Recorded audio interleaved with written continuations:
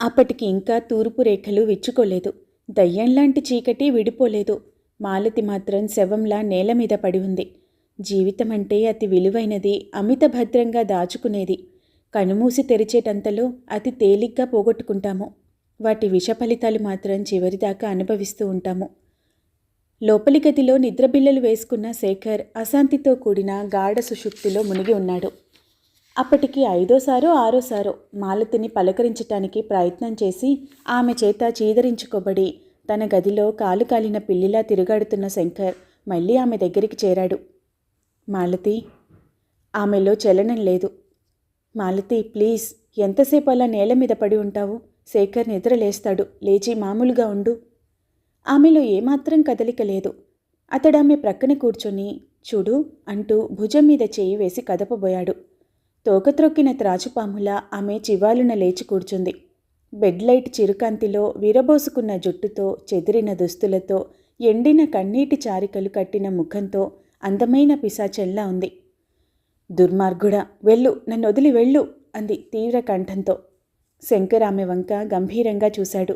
కోపంగా చూశాడు, ఇష్టంగా చూశాడు, కాంక్షగా చూశాడు. అతని పెదవుల మీద ఎదుటి వాళ్లని కాల్చుకు తినే చిరునవ్వు నర్తించింది. ఇంత కఠినంగా నిన్న శాసించి ఉంటే తప్పకుండా ఆచరించి ఉండేవాడిని మాలతి. ఇప్పుడు విడిచి వెళ్ళలేని స్థితికి వచ్చేశాను. కాదు, వచ్చేశాము. భగవంతుడా అంటూ ఆమె హతాశురాలైపోయింది. ఒక్క సంఘటనతో తాను అతని దృష్టిలో ఎంత పలుచనైపోయింది. అసలిప్పుడు ఏం చేయాలి? తన మీద తనకు అసహ్యంగా ఉంది, రోతగా ఉంది. తన శరీరాన్ని తలుచుకుంటే కంపరంగా ఉంది. దాన్ని నిర్దాక్షిణ్యంగా, క్రూరంగా కాల్చేసుకోవాలనుంది. కానీ శేఖర్ రూపం కళ్ళ ముందు మెదులుతుంది. అతని అమాయకత్వం, స్వచ్ఛత, అతనిలోని నిష్కల్మత్వం ఆమె గుండెల్ని పిండేస్తున్నాయి. అతన్ని తాను మనసారా ప్రేమించింది, పూజించింది, ఆరాధించింది. ఎవరూ నమ్మరు. మనుషుల్లో కొందరు స్వార్థం లేకుండా ఇతరుల కోసం జీవిస్తూ ఉంటారంటే నమ్మలేరు. కానీ చిన్నతనం నుంచి తను పొందిన శిక్షణ, పెరిగిన వాతావరణం, పరిశుద్ధమైన భావాలు గల వ్యక్తిగా తనని రూపొందించాయి. ఒక పాపిష్టి క్షణంలో చేతనావస్థను దాటిపోయిన దారుణ స్థితిలో జీవితం తనను అమానుషంగా దగా చేసి ఉండవచ్చును, కసిగా కాటువేసి ఉండవచ్చును. తనకు బ్రతుకు మీద వ్యామోహం లేదు, ఈ శరీరం మీద భ్రాంతి లేదు. కానీ శేఖర్ మీద స్వార్థం లేని వ్యామోహం ఉంది, సుఖం కోరని భ్రాంతి ఉంది. అతని కోసం తాను బ్రతకాలనిపిస్తుంది. ఎట్లాగో తెలియటం లేదు. ఎలా ఈ పరిస్థితుల్లో నుంచి, మాయాజాలంలో నుంచి బయటపడాలో, ఎలా సిగ్గు లేకుండా, మానాభిమానాలు లేకుండా ముందుకు అడుగు వేయాలో తెలియటం లేదు. కానీ అతను తనకు కావాలి. అతను బ్రతకటం కోసం తాను బ్రతకాలి. మాలతి ఈ ప్రపంచంలోనికి వచ్చింది.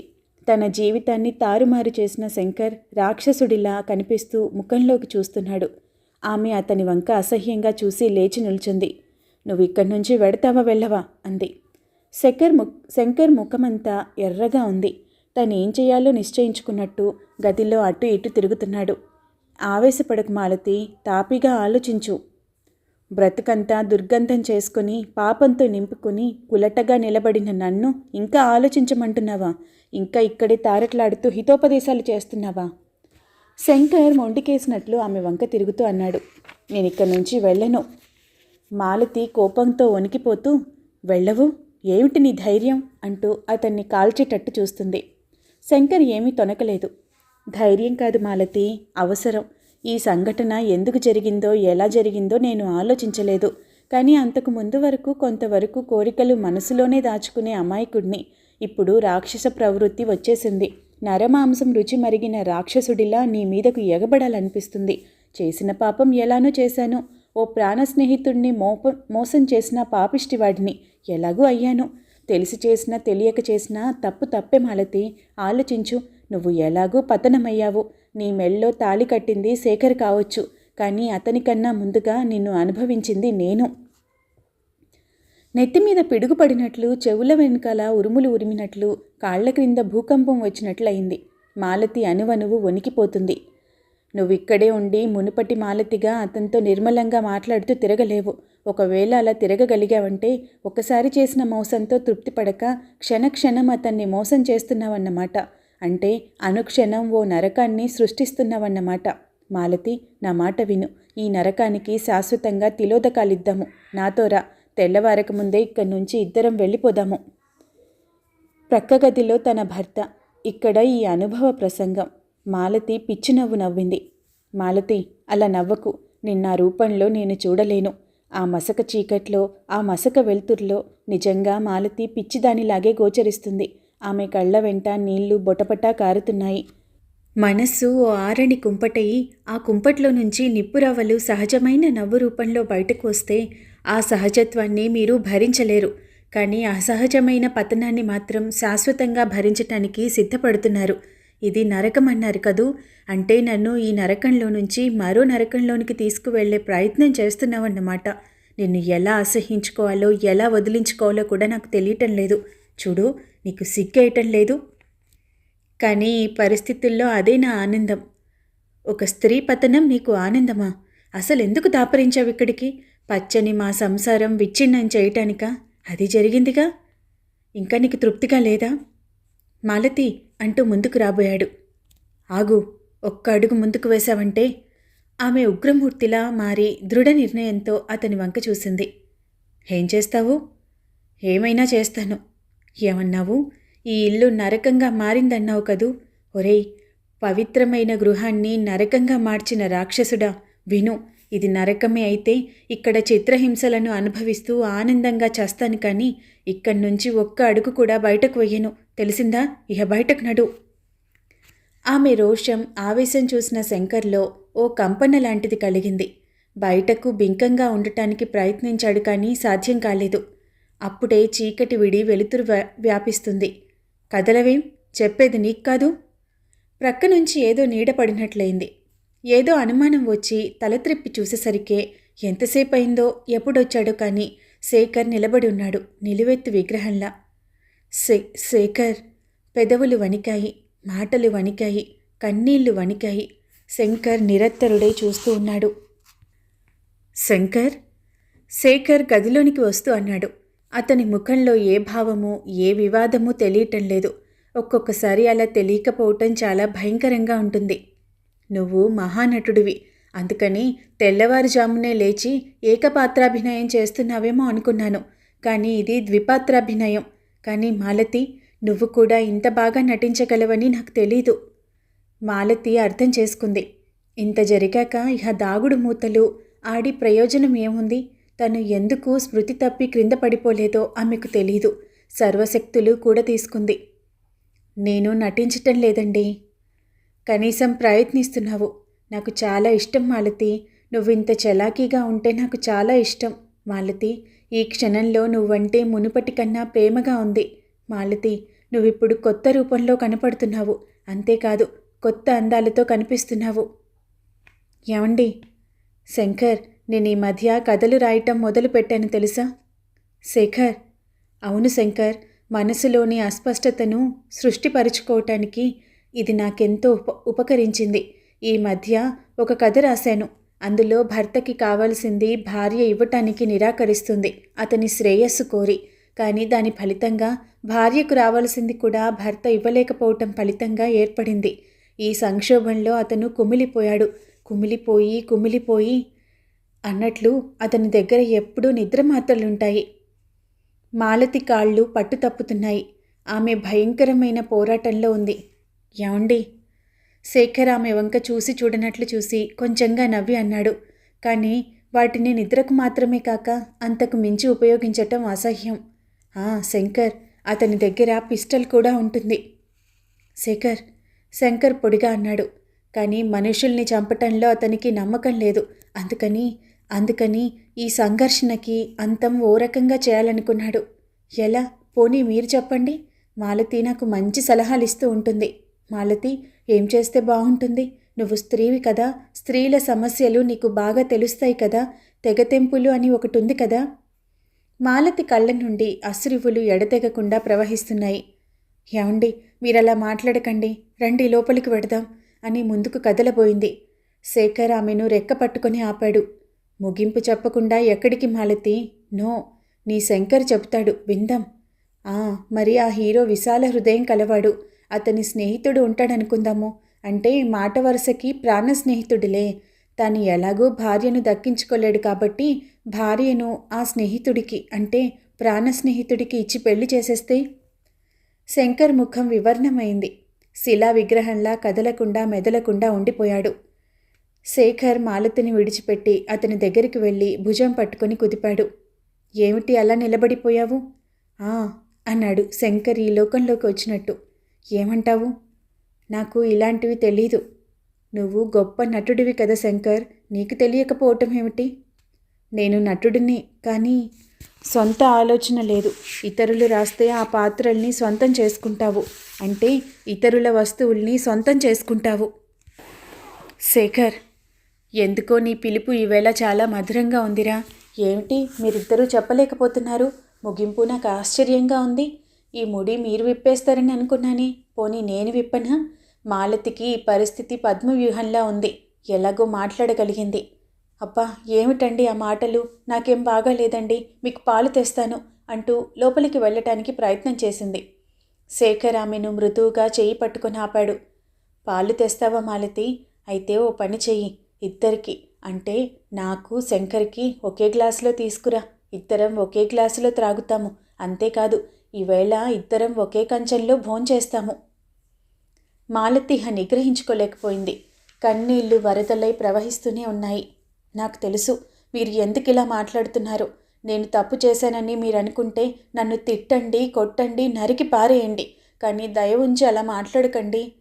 ఇంతలో కటువుగా మారిపోయినట్లయిపోయింది. ఈ విషయం మీతో చర్చించాలని అనుకుంటున్నాను. అతన్ని ముందు ఇంట్లో నుంచి బయటకు పంపించేయండి. మనం భార్యాభర్తలం. పరాయి వాళ్ల సమక్షంలో ఇలా మాట్లాడుకోవటం మంచిది కాదు. భార్యాభర్తలం అన్నాడు శేఖర్ బరువైన కంఠంతో. నిజమే, కానీ అతను ఇప్పుడు పరాయివాడు కాదు మాలతి. ఏమండి, ఏమిటండి ఇది అని మాలతి వెక్కి వెక్కి ఏడుస్తుంది. అవును మాలతి, అతనిప్పుడు మనకి చాలా కావలసినవాడు, అయినవాడు అనే నమ్మకంతోనే ఇక్కడ చోటిచ్చాను. హఠాత్తుగా శేఖర్ నిగ్రహశక్తి కోల్పోయినట్లయిపోయాడు. అతని గొంతు మార్దవం నుంచి కర్కశంగా మారింది. నువ్వు తక్కువ తినలేదు, కొంత చోటు. చిచిచి. మాలతి భరించలేక రెండు చేతులతో ముఖాన్ని కప్పుకుంది. శేఖర్ విగ్రహంలా నిలబడ్డ స్నేహితుడి దగ్గరికి వెళ్ళి భుజం మీద చేయి వేశాడు. అదేమిటి అలా సిగ్గుపడిపోతున్నావు శంకర్? ఎంత చెల్లించకుండా ఉందామన్నా శంకర్ నిలదొక్కుకోలేకపోయాడు. శేఖర్, నేను గొంతు గజగజ వణికింది. నువ్వు గొప్ప నటుడివే, కానీ ఈ సంఘటనలో నటించవద్దు శంకర్. ప్రతి మానవుడు నటించకుండా నిజాయితీగా మాట్లాడే క్షణాలు కనీసం కొన్నైనా ఉంటాయి. అందుకే నేను నిజమే మాట్లాడుతున్నాను అని అంటూ ఉంటే అతని కంఠస్వరం గాద్గతికమైంది. నీ మీద నాకేం కోపం లేదని, పైగా నిన్ను అభినందిస్తున్నానని చెప్దామని లోపల ఉంది. కానీ నీ మీద భరించలేనంత ద్వేషంగా ఉందని, నిన్ను చూస్తే నాలో ప్రతిక్షణం కనకనమని మండిపోతున్నదని మాత్రమే చెప్పాలనిపిస్తుంది శంకర్. ప్రపంచంలో అన్నిటికన్నా భయంకరమైన మృగమైంది ఏదో తెలుసా? మనిషి. కోడి పిల్లని ఇంటికి తీసుకువచ్చి దానిని మేపి పెంచి అది పెరిగి పెద్దదయ్యి ఇది నా ఇల్లు, వీళ్ళు నా యజమానులు అన్న బంధం ఏర్పడేసరికి ఏ పండుగకనో దాని పీక కోసి పారేసి దాని మాంసం కరకరమని నమిలేస్తారు. అది మృగలక్షణం కాక మరేమిటి? పెంచి పెద్దవాళ్ళని చేసిన వాళ్ళని అనవసరంగా కాల్చుకు తినేవాడు, నమ్మిన వాళ్ళని గొంతు కోసేవాడు, స్నేహాలని కూడా లెక్క చేయకుండా కార్చిచ్చు రేపేవాడు మనిషి. వాడు అనర్థాలకి అసహ్యంగా లొంగిపోయే వికృతమైన జంతువు. ఎప్పుడొచ్చాడు కానీ గోపయ్య ఈ ఇంట్లో ఎన్నడూ ఎరగని వింత వాతావరణం, అలవాటు లేని అయ్యగారి వాగ్తోరుని చోద్యం చూస్తూ నిలబడ్డాడు. శేఖరన్ జేబులో నుంచి తాళం చెవులు తీసి గోపయ్య కేసి గిరాటేశాడు. గోపయ్య, ఇనప్పెట్టె తెరిచి 10,000 తీసుకురా అన్నాడు. ఆ ఇంటిని చిరకాలం నుంచి అంటుకుపోయి ఉన్న ఆ నమ్మిన బంటు పరిస్థితి తీవ్రంగా ఉందని అర్థం చేసుకున్నాడు. బాబుగారు, తీసుకురా గోపయ్య అన్నాడు శేఖర్ కఠినంగా. అయ్యగారిని అంత ఉద్రేకంగా ఎప్పుడూ చూడలేదతను. ఎదురు చెప్పడానికి భయపడి వంగి తాళం చెవులు తీసుకుని లోపలికి వెళ్ళాడు. శంకర్కి అంత అయోమయంగా ఉంది. ఏం జరుగుతున్నదో కొంచెం కొంచెం అర్థమవుతుంది. శేఖర్, నువ్వు ఊహించే తంటతి నీచుణ్ణి కాను నేను అన్నాడు దీనంగా. ఈ మాట ఇవేళ కాదు, నిన్న అంటే విలువ లభించేది. శంకర్, నీచులంటూ విడిగా ఒక తెగ ఉండదు. ప్రస్తుతం దోషి స్థానంలో నిలబడ్డావు కాబట్టి నువ్వు నీచుడివి. నీతో నేను ఇలా మాట్లాడకుండా పిస్టల్తో కాల్చి పారేస్తే నేను నీచుణ్ణే. తేడా అంతే. గోపయ్య లోపల నుండి నోట్ల కట్టలు తీసుకుని వచ్చి భయంగా బాబ్గారు అంటూ యజమాని చేతికి అందించాడు. గోపయ్య, నువ్వు లోపలికి వెళ్ళు. అయ్యగారికి ఎదురు చెప్పలేక అతను అమ్మగారి వంక దీనంగా చూసి లోపలికి వెళ్ళిపోయాడు. శంకర్, నీతో ఒక పందెం కట్టాను, గుర్తుందా? నువ్వు నాకు అపకారం చేయగలిగితే 10,000 ఇస్తానని. నువ్వే గెలిచావు. ఇదిగో డబ్బు. శంకర్ నిలువునా వణికినట్లయ్యాడు. శేఖర్, నేను తీసుకోను. ఈ డబ్బు నాకొద్దు. శేఖర్ అతని వంక కఠినంగా చూస్తూ అన్నాడు. 5 నిమిషాల సాంగత్యంతో ఈ మందిరంలో నుంచి మాలతిని తీసుకుని వెళ్లే సాహసం నీకుంది, కానీ దాని తాలూకు బహుమానాన్ని చూస్తే భయంగా ఉందా? పోనీ మాలతి కావాలా? భగవంతుడా, ఈ చిత్రవధకి అంతులేదా? ఆమె అగాధాల్లో పడిపోతున్నది. శేఖర్ ఆమెకు అభిముఖంగా తిరిగాడు. మాలతి, పాత మాలతిని ఇహ నుంచి చెరిపి వేస్తున్నాను. తను ఇహ లేదు. అతనితో నువ్వు. ఆమె మళ్ళీ ఒక్కసారిగా బయటకు ఏడ్చేసింది. నన్ను ఒక్కసారిగా చంపేయండి, కానీ ఇలా చిత్రహింస చేయకండి. అప్పుడే నిర్ణయం తీసుకోలేకపోతున్నావా? టైం తీసుకో, పర్వాలేదు అంటూ మళ్ళీ శంకర్ దగ్గరికి వెళ్ళాడు. ఈ డబ్బు తీసుకో. శంకర్లో చలనం లేదు. అతను ఆజ్ఞాపిస్తున్నట్టు టేక్ ఇట్ ఉరుము ఉరిమినట్లు అరిచాడు. అతను ఆజ్ఞాపిస్తున్నట్టు టేక్ ఇట్ ఉరుము ఉరిమినట్లు అరిచాడు. శంకర్ త్రుళ్ళిపడినట్లయి అప్రయత్నంగా చేతులు చాపి ఆ నోట్ల కట్టలు అందుకున్నాడు. ఉన్నట్టుండి పిచ్చి పట్టినట్టుగా శేఖర్ గట్టిగా నవ్వాడు. యు ఆర్ గ్రేట్ శంకర్, నువ్వు చాలా పనులు చేయగలవు. ఇహ వెళ్ళిపో. I say get out. Shankar ఒక్క క్షణం స్నేహితుడి కళ్ళల్లోకి చూశాడు. ఆ సమయంలో ఏమనటానికి కూడా అతనికి ధైర్యం లేకపోయింది. మంత్రబద్ధుడైనట్లు తల వంచుకొని అక్కడి నుంచి బయటకు వెళ్ళిపోయాడు. ఆవేశంలో ఊగిపోయినట్లు దాన్ని బలవంతంగా అణుచుకుంటున్నట్లు కనపడుతున్న శేఖర్ అతని ముఖంలో ఎర్రని జ్వాలలు అంతలోనే అంతరించి హఠాత్తుగా నల్లబడిపోయినట్లయినాడు. ముఖమంతా చెమటలు క్రమివేశాయి. గుండె దగ్గర పెద్ద నొప్పి వచ్చింది. వగరుస్తున్నాడు. తట్టుకోలేకపోతున్నాడు. మాలతి గ్రహించింది. ఆందోళనతో శేఖర్ అంటూ వచ్చి అతని భుజం మీద చేయి వేయబోయింది. అంటూ మెరుపులా ఆమెను నెట్టేశాడు. Don't come to me. ఏమండి, ఇంతవరకు ఏ స్పర్శ కోసం తప్పించానో ఆ స్పర్శ ఇప్పుడు నాకు రోత కలిగిస్తుంది. సారీ మాలతి, నిజం మాట్లాడకుండా ఉండలేకపోతున్నాను. చాలాసేపు ఇద్దరు మాట్లాడకుండా మౌనంగా ఉండిపోయారు. చివరికి మాలతి జాలిగా అడిగింది. ఏమండి, ఇప్పుడు నన్నేం చేయమంటారు? నేను అడిగే ప్రశ్న నువ్వు అడుగుతున్నావా మాలతి? ఇది నాకు నేను వేసుకుంటున్న ప్రశ్న. నిన్ను నేను అడుగుదామనుకుంటున్న ప్రశ్న. ఏం చెప్పాలి? అసలు ఇలాంటి సన్నివేశంలో ఏం జరుగుతుంది? మిమ్మల్ని క్షమాపణ కోరే అర్హత నాకు లేదు. ఏ శిక్ష విధించాలో మీరే నిర్ణయించండి. నేనిప్పుడు శిక్షల గురించి ఆలోచించే స్థితిలో లేను మాలతి. నా గుండెలో రగిలే మంటల్ని ఎలా చల్లార్చగలనా అని ఆలోచిస్తున్నాను. ఈ అనుభవంలో ఇంత అసూయ దాగి ఉంటుందా? ఇంత ద్వేషం ఉంటుందా? ఇంత బాధ ఉంటుందా? ఈ మాటలని ఎలా భరించను? నేను ఎందుకింత ఉడికిపోతున్నాను? ఎందుకంత పిచ్చెక్కిపోతున్నాను? ఆ సన్నివేశాన్ని మాలతి తలుచుకోలేక నిస్సహాయురాలైపోయింది. ఏమండి, మీ బాధ నేను చూడలేకపోతున్నానండి. అతను ఆమె వంక సానుభూతిగా చూశాడు. అవును మాలతి, ఇంత బీభత్సంలో కూడా నిన్ను చూస్తే జాలేస్తుంది. నేను నా గురించే బాధపడుతున్నాను. నువ్వు నీ గురించి బాధపడుతూ నా గురించి కూడా బాధపడుతున్నావు. అతని కళ్ళల్లో నీళ్లు గిర్రున తిరగబోతూ ఉంటే నిగ్రహించుకున్నాడు. మాలతి, ఎందుకిలా జరిగింది? కళ్ళలోనైనా ఊహించనిది, ఊహనైనా తలంచలేనిది ఎందుకు జరిగిపోయింది? ఆమెకు దగ్గరగా వెళ్ళాడు. ఎందుకిలా చేశావు? ఆమె తన కన్నీళ్లతో అతని కళ్ళల్లోకి చూసి ఆ కళ్ళు దించేసుకుంది. నువ్వు చెప్పలేవు, కానీ ఫలితం మాత్రం ఇద్దరము అనుభవిస్తున్నాము. మాలతి, ఈ కాస్త వ్యవధిలో రకరకాలుగా ఆలోచించాను. నాకు ఒక్కటే పరిష్కారం కనబడుతుంది. తను ఊహిస్తున్నది అతన్ని చెప్పవద్దన్నట్టుగా దీనంగా అర్థిస్తున్నట్లు చూస్తుంది. మనం విడిపోవాలి. మాలతి మళ్ళీ భోరుమని ఏడ్చేసింది. నాకు తెలుసండి ఈ మాటే అంటారని, కానీ వద్దండి, ఇంకేదన్నా పరిష్కారం సూచించండి. నేను మానవుణ్ణి మాలతి, అంతకంటే మరో మార్గం కనిపించటం లేదు. వద్దండి, అంతటి శిక్ష విధించకండి. ఒక విచిత్రమైన క్షణంలో విపరీతమైన మానసిక సంక్షోభంలో ఉన్నప్పుడు జరిగిపోయిన సంఘటనకు ఇంతటి దారుణమైన ముగింపు వద్దండి. ఏమండి, నన్ను ప్రేమించి పెళ్లి చేసుకున్నారు. మీ మాలతినండి, ఇంత తొందరగా దూరం చేసుకుంటారా? నా మాలతి వణికే పెదవులతో నవ్వాడు. అవును, ఆ మాట చెప్పటానికి ఇంతకన్నా హీనమైన స్థితిలో కూడా వెనుకాడను. నేను మీ మాలతినేనండి, ముమ్మాటికి మీ మాలతినే. కాదు కాదు కాదు అని అరిచాడు శేఖర్ బిగ్గరగా. నా మాలతి ఇప్పుడు లేదు, నాకు కావలసిన మాలతి ఇప్పుడు లేదు. అయ్యో, జీవితాలు ఎంత భయంకరంగా ఉంటాయి. ఇష్టం లేని రోగాల్ని భరించాలి, ఇష్టం లేని అనుభవాలని భరించాలి, ఇష్టం లేని సంక్షోభాలని భరించాలి. జీవితంలో ప్రేమలు లేవు, మాధుర్యాలు లేవు, నమ్మకాలు లేవు, బంధాలు లేవు. మాలతికి లోపల నుంచి ఆవేదనతో కూడిన ఉద్రేకం పొంగుకొనొచ్చింది. మాట్లాడకుండా ఉండలేకపోయింది. లేవనకండి, ఉన్నాయి. ఒకసారి తప్పు చేసినంత మాత్రాన మరో మనిషిని గురించి అంత అన్యాయంగా మాట్లాడకండి. నేను తప్పు చేసి ఉండవచ్చును కానీ వ్యభిచారిని మాత్రం కాదండి. నేను పతితురాల్ని కావచ్చును కానీ అవినీతి పరురాల్ని కాదండి. శేఖర్ ఆమెకి అభిముఖంగా నిలబడి తదేకంగా చూశాడు. ఆ ముఖాన్ని విడిచిపెట్టలేడు, అంతకన్నా భరించలేడు. ఆ తేడాలు తారతమ్యాలు నాకు తెలియవు మాలతి. మరీ కఠినంగా మారిపోతున్నాను. నాకు తెలిసిన నిజమల్లా ఒక్కటే, నిన్ను నేను భరించలేనని. చూడు, నువ్వు ఇక్కడి నుంచి వెళ్ళిపో. వెళ్ళలేనండి, మిమ్మల్ని విడిచి వెళ్ళలేను అని మాలతి ఆక్రోశించింది. నా కోసం కాదు, మీకోసం మిమ్మల్ని విడిచి వెళ్ళలేను.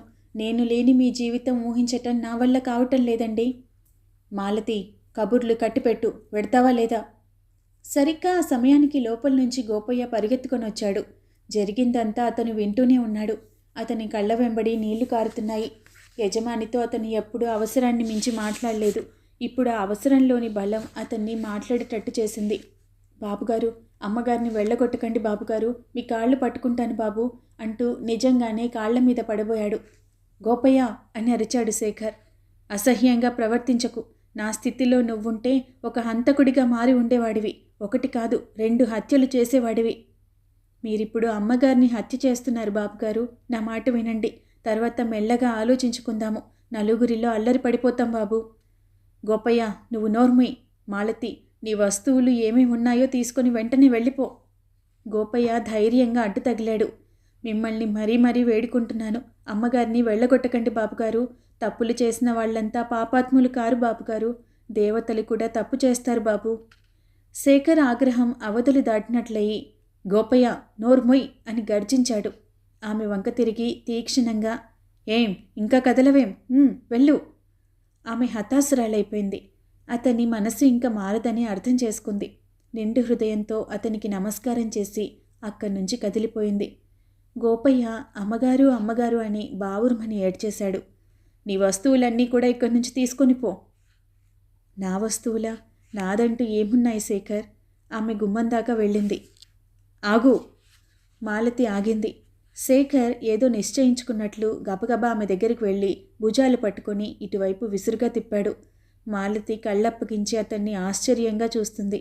ఒక్క క్షణం ఆమె కళ్ళల్లోకి దృఢంగా చూసి గబుక్కున 2 చేతులతో మెళ్ళోని మంగళసూత్రాన్ని లాగి తెంపేశాడు. ఘళ్ళున్న నేల మీదకు దొర్లిపోయాయి.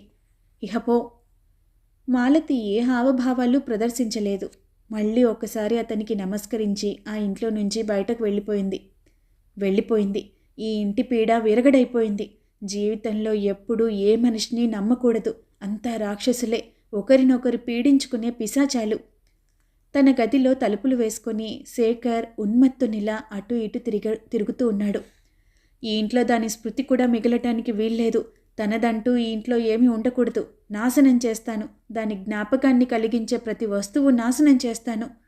అతను మరింత రాక్షసుడిలా మారాడు. గోడనున్న ఫోటోలన్నీ బ్రద్దలు కొట్టాడు. ఆమె కోసం కొన్న బహుమతులన్నీ గది 4 మూలలా విసిరి పారేశాడు. ఆమె ఫోటో ఆల్బంలు, చీరలు బీరువాల నుంచి వెలికి తీసి గుట్టగా పోసి అగ్గిపుల్ల వెలిగించి నిప్పంటించి క్రూరంగా తిలకిస్తూ నిలబడ్డాడు. మంటలు హఠాత్తుగా పైకి లేచాయి, ప్రక్కకు ప్రాకాయి. పందిరి మంచం, పరుపు, దుప్పటి అన్నీ అంటుకున్నాయి. అవును, ఇవి ఇంకా భయంకరమైన జ్ఞాపకాలు. కాపురం చేసినన్నాళ్ళు నన్ను కాల్చుకు తిన్నాయి, తగలబడని. ఇప్పుడు బాగుంది, హాయిగా ఉంది, ఆనందంగా ఉంది. బయట నుంచి గోపయ్య తలుపులు బాదుతున్నాడు. గాబరాగా అరుస్తున్నాడు. బాబుగారు, తలుపు తీయండి. ఏం చేస్తున్నారు లోపల? తీయను, నా ఇష్టం. గుండెల్లా నొప్పిగా ఉంది. అంత వెలుగులోనూ కళ్ళు చీకట్లు క్రమ్ముతున్నాయి. గోపయ్య పిలిచి పిలిచి వేసారి దేంతోనో తలుపులు బ్రద్దలు కొడుతున్నాడు. మంచం పట్టి విరిగిందో ఏమిటో తల మీద ఏదో బలంగా పడింది. ఏదీ తెలియలేదు. బాధతో అమ్మ అని అరిచి ప్రక్కకు వాలిపోతున్నాడు. గోపయ్య తలుపులు పగులుకొట్టుకొని లోపలికి వచ్చి అతన్ని బలంగా పట్టుకున్నాడు. తన శక్తినంతా వినియోగించి వగరుస్తూ యువతలికి లాక్కొనొచ్చాడు. గోపయ్య అని పిలిచాడు తెలివి వచ్చాక. బాబుగారు, నేను ఎక్కడున్నాను? మన ఇంట్లోనే బాబుగారు. తలకి దెబ్బ తగిలింది. డాక్టర్ గారు వచ్చి కట్టుకట్టి వెళ్ళారు. గోపయ్య! శేఖర్ వెర్రికేక వేశాడు. ఏమిటి బాబుగారు? నా కళ్ళపైన కట్టు లేదు కదూ? లేదు బాబుగారు, నా కళ్ళు తెరిచే ఉన్నాయి కదూ? అవును బాబుగారు. గోపయ్య, అంతా చీకటి, నాకేం కనపడటం లేదు. నా కళ్ళు పనిచేయటం లేదు గోపయ్య. మరి ఆ తర్వాత ఏం జరిగిందో వచ్చే భాగంలో తెలుసుకుందాం. ధన్యవాదాలు.